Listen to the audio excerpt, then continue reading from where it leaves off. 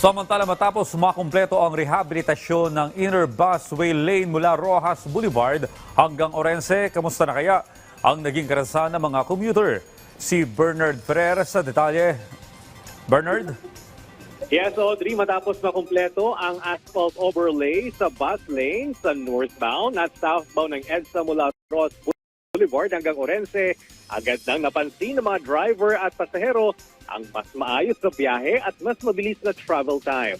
Inaasa na magdudulot ito ng mas komportable, mas ligtas at mas maayos na biyahe para sa mga commuter sa mga darating na araw. Tapos ang asphalt overlay sa takdang oras, alinsunod sa direktiba ni Pangulong Ferdinand R. Marcos Jr. na pabilisin ang mga proyekto upang masiguro ang mas maginhawang biyahe ng mga babalik sa trabaho at eskwela. Pinasalamatan naman ni Department of Transportation Secretary Giovanni Lopez si Department of Public Works and Highways Secretary Vince Dizon sa maayos na pagtatapos ng rehabilitasyon sa takdang panahon. Muling iginit ni Secretary Lopez na mananatiling exclusive para sa mga passenger buses ang inner busway lane.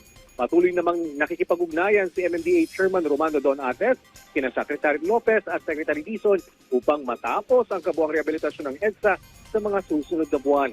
Magpapatuloy ang repair works sa iba pang bahagi ng EDSA sa limitadong oras mula alas 10 ng gabi hanggang alas 4 ng madaling araw upang hindi maabala ang mga motorista. Sa ngayon, nasa 4 na oras lamang ang curing time ng asfalto kaya mas mabilis nang nabubuksan ang mga lanes para makadaan naman ang mga sasakyan. Audrey? Maraming salamat, Bernard Ferrer.